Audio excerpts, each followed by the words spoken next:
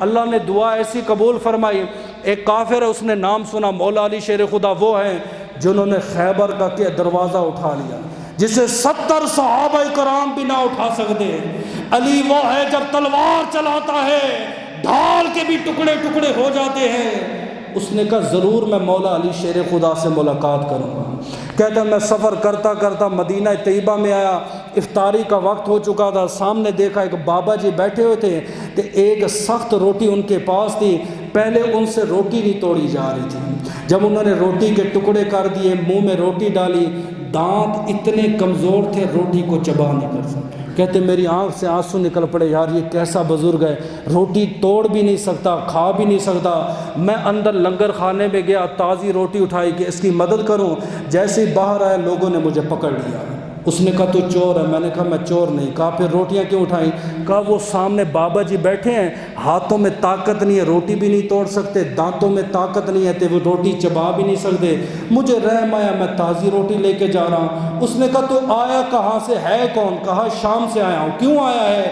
کہا مولا علی شیر خدا جو اس کائنات کا بہادر بندہ ہے اس کی زیارت کرنے. فرمایا اس بابا جی کو جانتے ہو؟ کہا نہیں. کہا یہی مولا علی شیر خدا. اس نے کہا میں نہیں مانتا. کیوں؟ کہا یہ وہی ہے جس نے خیبر کا دروازہ اٹھایا تھا. میں جی ہاں. وہی ہے جس نے مرب کو قتل فی النار کیا تھا. جی. عمر بن ود سے اس کا مقابلہ ہوا تھا. جی وہی ہے. یہ وہی ہے جو تلوار چلاتا ہے ڈھال کے بھی ٹکڑے ٹکڑے ہو جاتے ہیں. کہا وہی ہے. کہا روٹی نہیں توڑ سکتا، یہ کیا ہے؟ آپ نے فرمایا جوان یہ میری طاقت ہے. ہائے ہائے ہائے، اللہ کرے آپ کو جملہ سمجھ آ جائے. یہ غرور تکبر کرنے والے لوگ ہیں، ان کو سمجھ آ جائے. فرمایا علی کی طاقت دیکھنی ہے تو علی کی یہ طاقت ہے. جو خدا کی طاقت دیکھنی ہو علی کو میدان جنگ میں دیکھا. ہائے علی تجھے وہاں نظر آئے گا، اس وقت علی اپنی طاقت کے ساتھ نہیں، خدا کی طاقت ہوتی ہے تو میرے مصطفیٰ کے پیچھے دعا ہوتی ہے. آخری بات مکمل کرنا دوں یا وقت ہو گیا ہے؟ آپ کے دربار میں ایک کیس آیا، یہ میں آپ کے لیے چن کے لایا ہوں. آپ ظاہر کو دیکھ کے فتوے لگا دے تو مولوی نے یہ کر دیا، مولوی میری تقریر کا تو ویسے بھی الٹ بیان کرتے ہیں باہر جا کے، اس نے یہ کہہ دیا، اس نے یہ کہہ دیا. سنیں، میں نے ایک دن تقریر میں کہا، میں کہ اوے پیر میر علی شاہ صاحب کے شعر پڑھتے ہو، آپ ادھر بھی توجہ دو. کہتے یہ دیکھو اس مولوی نے کہا یہ پیر میر علی شاہ صاحب کے شعر نہ پڑھو. حالانکہ میں سمجھا یہ رہا تھا شعر پڑھتے ہو، ان کی سیرت پر کون عمل کرے گا، ان کی زندگی پر کون چلے گا. مولا علی شیر خدا کے دربار میں ایک کیس لایا گیا. کیس ایسا عظیم اور ایسا دقیق تھا.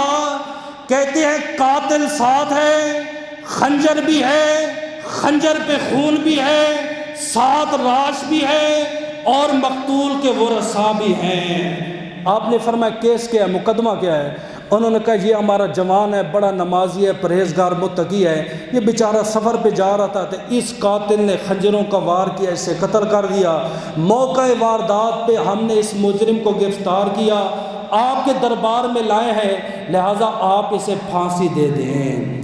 مولا علی شیر خدا نے اسے دیکھا. آپ نے فرمایا بیٹا تو نے قتل کیا؟ اس نے کہا ہاں. آپ نے فرمایا میرے علم کے مطابق تو قاتل نہیں. قاتل اقرار کر رہا ہے میں قاتل ہوں، یہ مقتول کی لاش ہے، خنجر ہاتھ میں ہے، خون لگا ہوا ہے، گواہ بھی موجود ہے، مقتول کے ورثاء بھی موجود ہیں، قاتل اقرار بھی کر رہا ہے. مولا علی شیر خدا فرماتے میرے علم کے مطابق تو قاتل نہیں. اس نے کہا میں. جب اس نے 3 دفعہ کہا آپ نے فرمایا ٹھیک ہے پھر پھانسی چڑھاؤ. جیسے ہی پھانسی پہ لٹکانے لگے پیچھے سے آواز آئی. اس نے کہا مولا علی شیر خدا اسے کچھ نہ ہو، قاتل یہ نہیں قاتل میں. اسے سامنے لایا گیا. کہا قتل کیوں کیا؟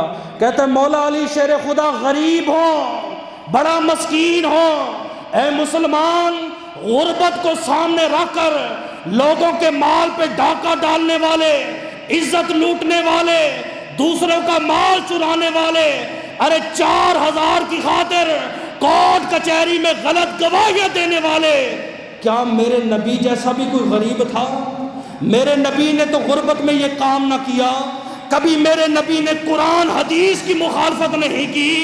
تو کیسا غریب ہے؟ پڑھتا کلمہ مصطفیٰ کا ہے اور غربت کا دعویٰ کر کے جھوٹی گواہیاں بھی دیتا ہے، آج جھوٹے جھوٹے دعوے بھی کرتا ہے۔ پڑھنا مولا علی شیر خدا کو، یا تو نعرہ لگانا چھوڑ دے یا تو ان کی سنت اپنانا شروع کر دے۔ فرمایا لگاؤ اسے پھانسی پہ چڑھا دو۔ قاتل کہتا ہے یہ قاتل نہیں میں ہوں، میں غریب تھا، فقیر تھا، جا رہا تھا، یہ سامنے مقتول جا رہا تھا، میں نے سوچا 4 پیسے ہوں گے، ہمارا جھگڑا ہوا، میں نے اس سے قتل کیا، لوگوں کی آہٹ کی آواز سنی، میں چھپ گیا، یہ جو بندہ یہ وہاں آ پہنچا۔ آپ نے پہلے بندے کو کھڑا کیا، آپ نے فرمایا بیٹا تو وہاں کیا کر رہا تھا؟ تیرے ہاتھ میں خنجر کیسا اور ہاتھ میں خون کیسا؟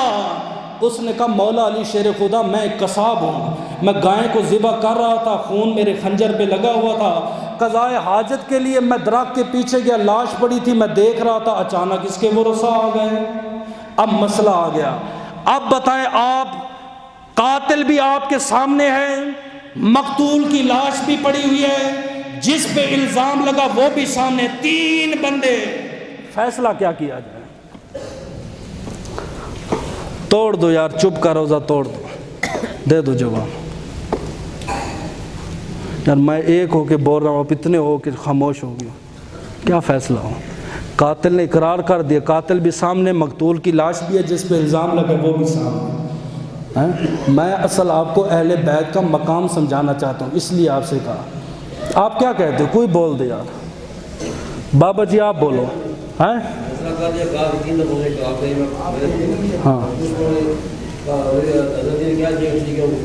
ٹھیک ہے، اچھا اس نے 3 دفعہ کہا میں نے قتل کیا، جبکہ وہ قاتل نہیں تھا، اس کے کہنے سے اس پر جو ہے نا حد نافذ نہیں ہوتی۔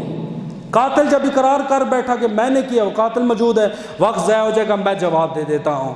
آپ نے مولا علی شیر خدا نے فرمایا امام حسن آپ جواب دو، ساتھ امام حسن بیٹھے ہیں، سنو نا، اپنی طرح کہتے ہو، ان کے جواب بھی سنو۔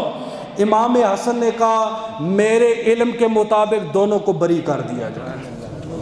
ورثاء جو تھے مقتول کے چیخ پڑے، امام حسن یہ کیسا فیصلہ کیا، یہ سراسر قرآن حدیث کے مخالف ہے۔ آپ نے فرمایا یہ قرآن حدیث کے مطابق ہے۔ انہوں نے کہا دلیل؟ فرمایا بات یہ ہے اس نے اس ایک آدمی کو قتل کیا، اور جس نے جس کو قتل کیا حضور فرماتے ہیں من قتل متعمدا فجزاؤ جہنم، وہ جہنم میں جائے گا۔